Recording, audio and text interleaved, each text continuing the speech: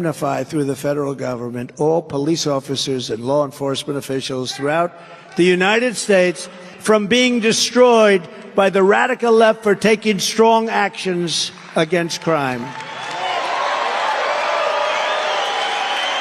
Our law enforcement, our police officers are forced not to do anything when they want to. They really want to solve the problem. They're told not to do it under the threat of losing their pension, losing their house, losing their family. That's what's happening to them. They're losing everything. They're told not to do anything. We have to support our police. Our police know everything that has to be done. We're not going to allow anything bad to happen to them again. They have been totally put aside. If you remember in Minneapolis, where they took over the police station, they took it over and they burned it down. By the way, what happened to those people? Are those people in jail with the J6 hostages?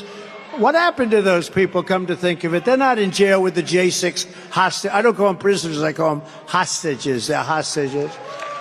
In addition, we will take over our horribly run Washington, D.C., and clean up, renovate, and rebuild our capital city so that it is no longer a nightmare of murder and crime, but rather it will become the most beautiful capital anywhere in the world.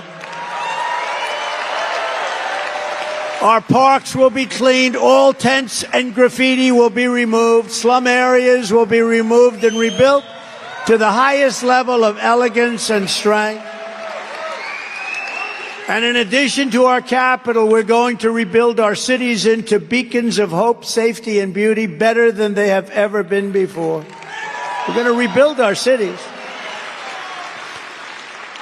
It will be the greatest investment ever made, and we will work with Democrat leaders of those cities. If you can believe that they have Democrats, every single one of them is run by Democrats, and they're all failing, and they're crime-ridden, and they're horrible.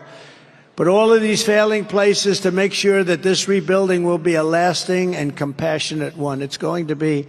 Safety will again be restored so that children can go outside with their mothers and fathers and play in the park without being beat up, molested, or shot.